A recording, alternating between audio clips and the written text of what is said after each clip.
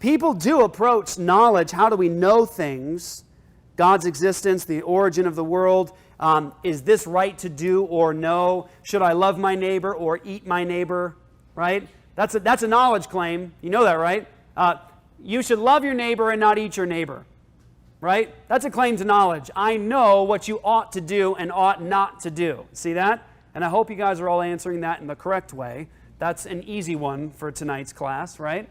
Okay? But that's a knowledge claim. That's a knowledge claim. And people have different views of how you gain knowledge. And I'm just going to, again, we're not going to spend a lot of time on these right now, but this is, again, how I'm cutting it and simplifying it. You could be the person that says rationalism. They hold to something called rationalism. And that is that we gain justified true belief, we gain knowledge through our reasoning, right? That sounds a lot like people today in our society, right? Is it factual? Is it logical? Is it consistent in the way that it's actually put together? Watch this. Nobody's dissing that things should be logical. Apart from God, you can't make sense of logic. But the system of rationalism says, apart from God, we can reason to gain truth and understanding. There's a school of thought called empiricism. How do we know things? Well, we observe it. We actually observe it. We have to actually use our senses and observe it and test it. And that's, I think, what oftentimes we think in terms of our current culture and society. Empiricism is a popular way of thinking. And sometimes people blend these theories of knowledge. How do you know? You have to reason through it and experience it. You've got to test it. There's also a school of thought called fideism. And that word fide comes from, it's the Latin word that means what? Who knows? Fide. Oh boy, come on, you got to know this. It's one of the principles of the Reformation. Sola fide. Faith alone. We are justified through faith in Christ alone. Sola fide. Faith alone. And fideism has that word faith in it. And so people will say, well, we know things through faith. That's because I have faith. It's just faith, right? It's just, I just believe, I trust it. I accept it by faith. There's also pragmatism, whether or not something works or not. Hey, it works for me, so it must be true. And then there is, I think, the biblical view of how we know things. It is also the most philosophically consistent way of expressing how you can know things, and it's this: revelational epistemology. We know things because, are you ready? Now, you might want to take a breath, get your pens ready, because this is going to get very, very detailed and difficult, so I need you just to stay with me now, okay? Revelational epistemology. How do we know what we know? God told us. Wow. That's profound, right? Because God says so. Now watch this. Brothers and sisters, that's how we operate always in the context of the Christian community, right? If you want words from God, if you want to know, what do? You open your Bible and you let God speak. And that's how we operate all the time. How do I know this is true? So again, the question of whether I should eat my neighbor or love my neighbor is actually answered by Jesus. What does Jesus say? You shall what? Eat your neighbor. You shall love your neighbor as what? You love yourself. Now watch this. Is that a certain claim? Yes. 100%? Beyond a shadow of a doubt. Anybody here that's struggling with this, stay away from my kids, okay? Okay? It's a certain claim. Jesus, who is God in the flesh, John chapter 1, verse 1, in the beginning was the Word, and the Word was with God, and the Word was God. And the Word became flesh and dwelt among us. Jesus is God in the flesh. Isaiah 9, verse 6 says, Wonderful Counselor, El Gibor, the mighty God, the Father of eternity. This is God in the flesh, condescended. And what does He say? You shall love your neighbor as you love yourself. There are two great commandments in the law, Jesus says. He says the first one is Shema Yisrael, Yahweh Eloheinu, Yahweh Echad. Hear, O Israel, the Lord our God, the Lord is one. And you shall love the Lord your God with all your heart and soul and mind and strength. And Jesus says the second is like it, you shall love your neighbor as you love yourself. Now watch this. That's a claim to knowledge. And here's the question. Is that a certain claim to knowledge? Absolutely. How do you know that it's true you should love your neighbor and not eat your neighbor? Ready? It's so profound because Jesus says. God has spoken. That shouldn't be something Christians ever shy away from. How do I know? Because God says. Now come against God's revelation, and God says you become a fool, that your thoughts are futile and you collapse. But Christians believe in a revelational epistemology, and brothers and sisters, listen closely here, because this is vitally important. All of us have a worldview. Mormonism is a worldview. Jehovah's Witnesses have a worldview. Muslims have a worldview. Atheists have a worldview. Agnostics have a worldview. There is no, neutrality. Everybody is either hostile towards God or at peace with God, and everybody has a worldview that is either for Christ or what? Against Christ. Everyone has a worldview. Now watch here. I'll try to simplify it as much as possible. Everybody has a basic view, ready? A metaphysic, an ontology, a basic idea of what is reality. It's called the doctrine of being. It's what is this? The doctrine of what is the nature or substance of this? It's a view of reality. Everybody has a view of reality, a metaphysic, an ontology. Now again, it's not important that you memorize those words. For those of you that want to argue at the highest level, you need to know Christianity is intellectually rigorous and can engage in the highest academic level. But it's very simple. Everyone has an idea of, well, what is this? What's the nature of all of this? Everyone has a view of knowledge. How do you know what you know? We talked about a few, right? Rationalism. Well, it has to be reasonable. Empiricism. I got to test it. I got to experience it and see it operate. Or faith. I just accept it by faith. Or, hey, it works for me. Or we have a revelation, a theory of revelational epistemology that says we know things based upon God's revelation to us, either in general creation or general revelation or special revelation. Now, everyone has a worldview, right? So watch this. This is why the chairs are here. Some of you guys are wondering, do we have another teacher, another speaker? Nope, it's just me, okay? Just me. Now, the chairs I like to use here because I think it simplifies the whole discussion. The chairs are going to represent two different foundations and two different opposing worldviews. Now, for the purposes of tonight's class, I'm going to use two polar opposite world and life views. We're going to establish this first over here as Christianity. It's the Christian worldview, based upon revelation. How do I know? God says.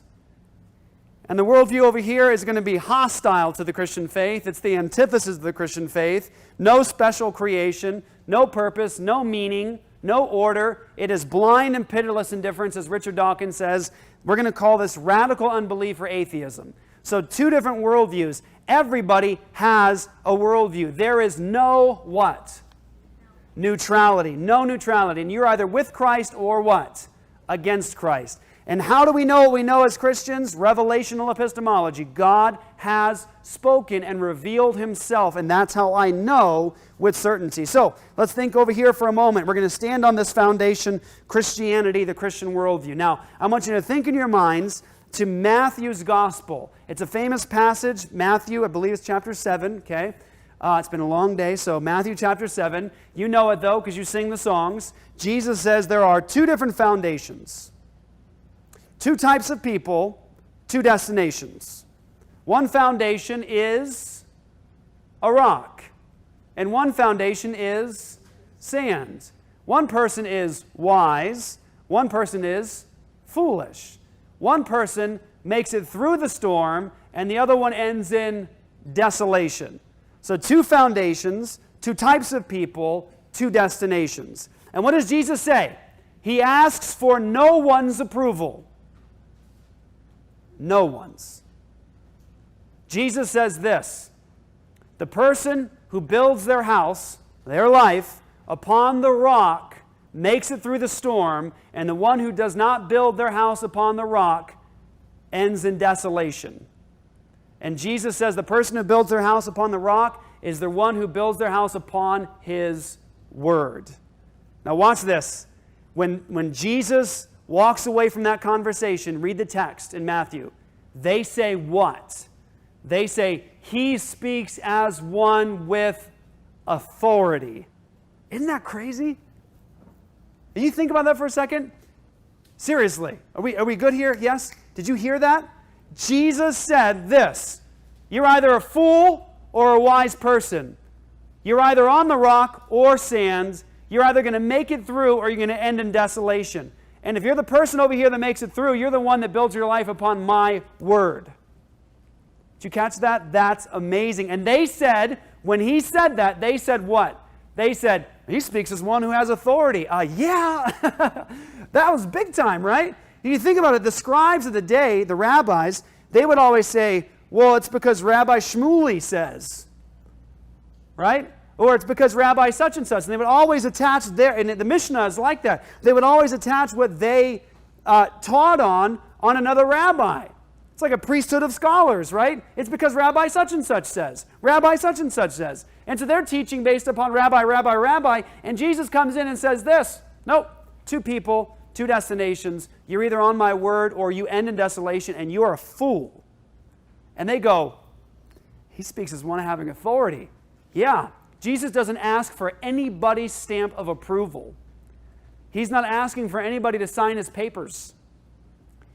He doesn't have people come to him and say, well, Jesus, I'd like you to give me some proof of that, some evidences. And Jesus goes, well, okay, what do you need from me? What can I show you? You want to do a little trick? You want to do a little miracle? Do this, do that? You want to show you some evidence over here? What do you need from me? Jesus is the ultimate authority. Watch this. And the very nature of an ultimate authority is ultimate. And it requires no corroboration. Does that mean it is without other evidences? No, it means that it's by very nature ultimate. And the Christian worldview is based upon the rock of God's Word. Now watch this. Christians view the world a certain way. We view knowledge a certain way. We view ethics a certain way, how we should live. A worldview consists of, generally speaking, a metaphysic, an epistemology, and an ethic. How should we live? How do I know? How should I live? And what is this? Okay? Now, the unbeliever also has a worldview, right? They have a worldview. What's this? How did it get here? How do I know what I know? How should I live my life? Oh boy, we're in conflict now, aren't we? Think about it. This is the substance of life right now, isn't it? You think about that? You watch the news, brothers and sisters, lately? We're in a storm of conflict. And what is it? It's a storm of conflict based upon worldviews and ultimate commitments. That's what's going on. Right now with the Supreme Court declaring that marriage is this and not that. The woman right now in Kentucky who is standing her ground, trying to help her state not sin, while trying not to sin herself, is standing on what? A worldview. How should we live our lives? Everybody has a worldview. The unbeliever has a worldview. Music is preaching a worldview. Think about it. What's that famous song that came out? Don't feel bad because you heard it. It was playing over and over and over again. It was a song by Macklemore, and it was about same love. Remember that song? Anybody hear that song, Same Love? It was a song very popular called Same Love. I encourage you guys to maybe go listen to it. Listen to what you're up against. The unbelieving worldview. Go to YouTube, listen to Same Love by Macklemore. That song is preaching about what? That all sexuality is the same. It's the same love. And the song's hook goes like this. I can't change even if I wanted to, even if I tried. I can't change. This is who I am. And it's such a catchy song, too. It is. Very talented. Good singer. It's great hook. Awesome song, and it's preaching a worldview. It's preaching an ethic. So we have an option. We can either stand on one of 2 foundations, the rock or sand. We can either stand on God and His Word as the ultimate, or we could try to abandon God and think autonomously and end up in radical unbelief over here. But we're going to stand on something. We're going to have some ultimate commitment. So the Christian has a worldview. What do we say about the world? The world is personally governed and guided by God.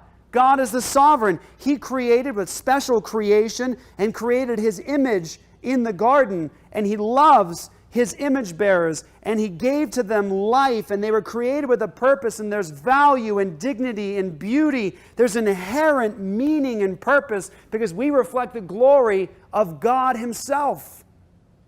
God governs the universe. Hebrews chapter 1, it says that Jesus upholds everything by the word of his power, which means he carries the universe along to its intended destination. We believe that the universe is not chaos.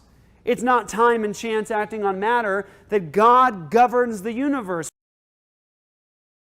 Okay, so I'm going to go ahead and play this for you guys now. It's about 10 minutes long, and that'll put flesh, I think, on everything you've heard in this first class. Sound good? Okay, so why would the Jonestown people sit there and commit mass suicide? They were dying for what they thought was true, but the disciples were dying for what they could confirm was true or not. Right.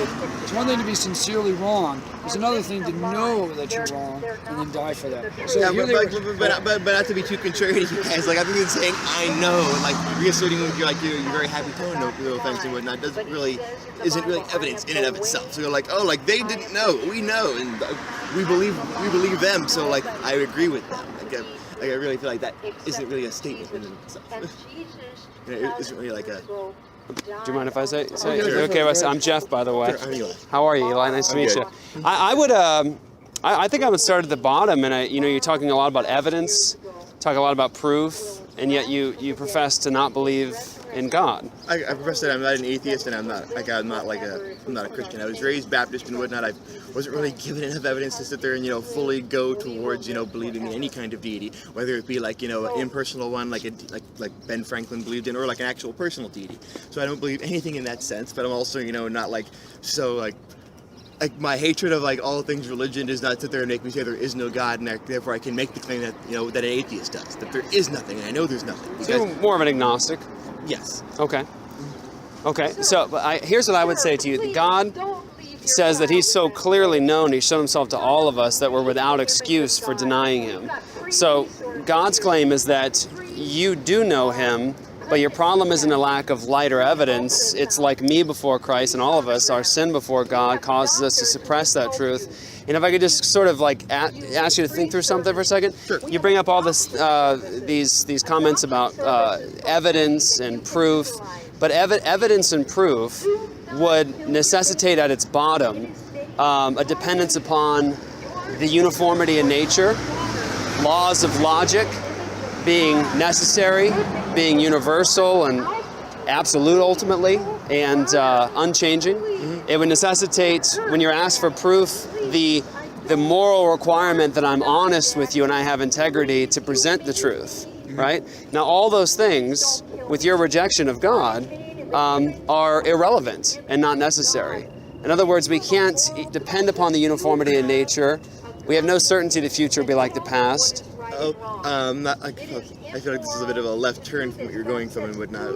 But rather than sit there and stay on the rhetoric of absolutism, I feel like if we're going to sit there and kind of try to refute Christianity, I'll go from the infallibility of the Bible and whatnot. I'm just supposed to go from this idea that God exists beyond our plane, his logic is beyond ours. But to sit there and go why this, why that, is to sit there and futilely try to understand the logic of God, and God is just beyond us. He's smarter than all of us. All of that. Well, I would say that. I feel like that's a hard stretch for me. To sit there and even believe anything about the apostles, and they died for the truth, because the book that's talking about them is flawed, and the historicity of it would sit there and be torn apart by any scholar. Well, that's merely a claim that I would reject.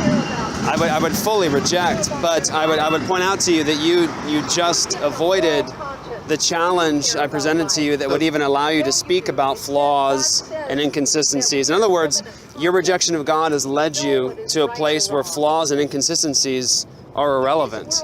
If you don't have God, you don't have a basis for logic as a necessary thing.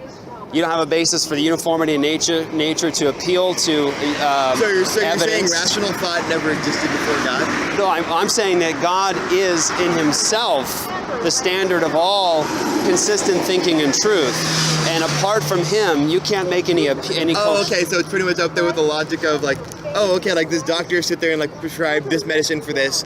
But thank God for creating medicine. No, you're not understanding. What I'm saying to you is this: is that your rejection of God has led you to a place where you have no basis to make any appeal to evidence, laws of logic, or even integrity right now in this discussion.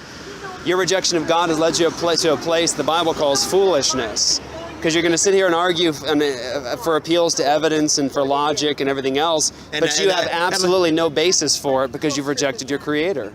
And that's a problem of our sin. It's not a problem of light and evidence for you. It's a problem of our sin. That's why Jesus came to die for sinners and rose from the dead so we might have forgiveness in life, be reconciled to God. And I'd say, just like, not to insult you or anything, but I'd say that's a very convenient way of dismissing everything. No, I'm dismissing. No. It may seem convenient to you because you don't have an answer for it, but you haven't provided even an attempt to respond. Because how do I put it? I don't like to respond to double binds here. You know what I mean? It's kind of like I'm asking you a very simple question. Give me a rational justification, something that provides the preconditions for intelligibility, for even the uniformity in nature, that the future be like the past. This whole question here about proof and evidence depends upon uniformity. I don't think anybody's ever made the claim that the future is going to be like the past. That there is this consistency. Well, you're assuming it right now and asking for proof. Then don't ask for proof. If you're not assuming it, don't ask for proof. Proof depends upon induction, the future uniformity in nature. So you didn't mean the progression of the change of organisms over time. Okay. No, right now you're standing here. I'll point out to you what I mean. And do you know what induction means? Induction is the future be like the past. That past experience, the future experience will be congruent with the past experience. And listen, no. Right now, I understand what you mean. It's it's like sit there and sit there and use gravity is not just gravity. No, or anything. I'm just using gravity because that's one of the things that every scientist will sit there and say is a consistent governing principle that has been there since the dawn of time. Gravity. They sit there and say gravity. Well, number one, they don't know that. Number two, they can't depend upon it in the future because they live apart from God in a universe that's time. I have a response. Let me finish. Okay, sure. Time and chance acting on matter, apart from a sovereign God governing the universe, giving personal order to it. Time and chance acting on matter does not uniformity in nature or dependence upon it. So what's your with uniformity in nature is the absolute basis of everything we're doing right now. Now, I want you to give me a justification with your rejection of God. No personal order, no sovereign God governing all things. Give me a basis for certainty the future will be like the past. Oh, okay. So you're saying that without God, we can't rely on the laws of matter? Absolutely. You can't. You have no certainty the future will be like the past. Oh, okay. So we can't sit there and rely on scientific absolutes because God created these scientific absolutes to begin with. That's a category error. I'm saying very simply, you're asking for proof and evidence. You're depending upon uniformity in nature, but your rejection of God has led you to a place where that is an absolutely irrelevant thing to be challenging on. Now, with me as a Christian, I have a basis for asking for proof. I have a basis for asking for evidence. I have a basis for objective truth. You've rejected God. You have none. You've given it up. You already gave it up. And once again, I come back to the point that I think that's convenient that you could sit there and ignore everything I say just because. No, I'm not ignoring you. You feel like I'm in the realm of foolishness because I don't accept your God. You reject your Creator, and so you've been reduced to foolishness. And listen, you don't agree can I offer you a challenge? No, not stupid. I didn't know. Foolish, it's a biblical way of saying you know nothing because you don't know God. No, I didn't say no. Actually, you do know God, but you're suppressing the truth about Him. You know Him, and your problem isn't a lack of light or evidence. It's your sin, like me. And like everyone out here, we're all sinners before God. So everybody previous to the birth of Christ, what was there, They were all sinners too, all born of the same parents. And none of them given the chance to sit there and redeem themselves through Christ. Okay, well, you're changing the subject now away from the point we're talking about. But those are sinners who. I thought God's love was always consistent, Well, God is loving, God has always been loving, and He's loving to you right now, even with your dependence upon Him. Even though God has called for genocide and said, "Go forth, Ezekiel, and kill all the." You don't have any problem with genocide. I have a problem with genocide. You've rejected God. You don't have any basis for being morally indignant about anything. You've rejected your Creator. Oh, okay. So seeing as that is the ultimate, display of arrogance here, nothing else I say really has credibility. No, I'm pointing out to you that your rejection of God has led you to absolute absurdity. You need to choose God or absurdity, and it's your sin that's in the way. And if you turn to Christ, you'll experience life. I feel like I'm being given a false choice here. My choices are heaven, hell, and that's it. No, it's God or your sin. It's the same thing. No, you need to put it in a different category. God or your sin, heaven, hell. God or your sin. It's God or nothing is basically what it is. No, it's God or your sin. And I would point out to you that. It was God or this world. I would point out to you that you haven't even attempted an answer to justify even the most basic things of life right now. and the most basic things of life. Laws of logic, rationality, truthfulness in discussion, integrity, and uniformity in nature. That's where your rejection of God has left you. You're saying that an absolute, i.e. God is needed to sit there and understand anything in this world. I'm saying the true and living God is the very basis and foundation for all that you're doing right now. And it sounds like you're making more of an absolutist argument more than you're making like a Jesus Christ is the... No, I'm telling you about there is only one God. And yes, Jesus is God. I'm not coming to you from some sort of theistic, there's something out there. I'm coming to you with the message of the true and living God, the God that you do know.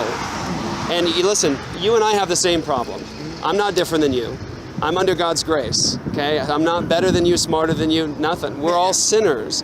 And it's our sin that gets us into a position, my friend, to where we would actually live in God's world according to God's truth, but deny it with our profession. You're living like a Christian right now, depending upon laws of logic that are universal and unchanging and necessary. You're living like a Christian in your dependence upon uniformity in nature. You're living like a Christian and you're decrying moral atrocities, right? You're acting like those are image bearers of God, but you've rejected God. You've already given that up.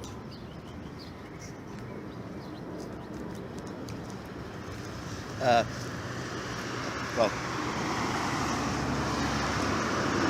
other than the fact that I don't really know enough from you to sit there and, really give like a good argument as to, why I feel like I'm not absurd just because I reject God. Like, I've had a good time discussing with you. That makes any sense. Like, I actually do have to get back. Okay, well, let me just encourage you. My name is Jeff. I'm Eli. Eli. Right on. Good name, man. My brother's Joshua and my younger brother's Paul and whatnot. Listen, we're all great. I wanted to say one last thing to you. Sure. I care very deeply for you. Thank you. And I want you to know that my being out here today, even talking to you, I consider a privilege and an honor. And I want you to just think about something. You're going to walk down the street right now. You're going to depend upon uniformity in nature, laws of logic, integrity. You're going to live like a Christian. But it's not a lack of evidence, my friend. It's all of us are sinners. God is love. He died for sinners and rose from the dead. You can come to him for life. Okay? Bless you, man. Thank you. All right, man. Have a good one. There's hopefully a helpful starting point example, and we're going to do some videos too. You actually get to watch stuff next time as well of us actually engaging atheists at the Reason Rally in Washington, D.C., one of the largest events, they say, in history, largest gathering of secularists and unbelievers in history. So we'll watch some of that stuff and do some more discussions, but I hope what you heard in that video is sort of the unbeliever's attempt to begin attacking Scripture, the integrity of the Bible, and those sorts of things. And we can answer all those questions. I can answer all those questions with Scripture, with evidences, and all those different things. And we can get there, but watch this. It's only the Christian framework and mindset that allows for questions at all. Because apart from God, there's no basis to complain about inconsistencies, is there? There's no basis to decry moral atrocities. Did you hear him throw it in just sort of like just for good measure? He said, oh, what about the genocide in the Bible? And then what do most Christians try to do? They try to say, oh yeah, there's a lot, it's awful, the people died, they're in the image of God, and God created the world good, and it does hurt. What are you thinking like when you're thinking that way? Like a Christian. Guess who gets to care about death as a bad thing? You do. But the unbeliever, when they challenge you with genocide and death, what are they doing? They're acting like a Christian, aren't they? They're acting like they're in the image of God and that those are image bearers of God dying.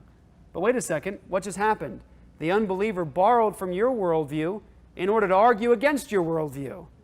Douglas Wilson, in arguing against Christopher Hitchens in the film Collision, when he was debating him publicly, Christopher Hitchens was decrying all these immoral things as an atheist. He believes the universe is just a cosmic accident. There's no purpose, no meaning, no nothing. But Christopher Hitchens is arguing about all these evil things and all these things, and how can God exist if this happens, and it's so yucky and icky and everything else. And Douglas Wilson said, what Christopher Hitchens has done is essentially hijack the Christian car so he can crash it into a ditch. That's the unbeliever arguing with the Christian. They need to borrow from you in order to argue with you. And this is one last thing I'm going to say, and this is what we're done with here. Cornelius Van Til has a famous picture that he gives in terms of how the unbeliever argues against God. He said that the unbeliever is very much like the small child who smacks his father in the face. He's dependent upon his Father to hold him in the lap, otherwise he can't reach. And when the unbeliever tries to smack God in his face, he has to first depend upon God to do it.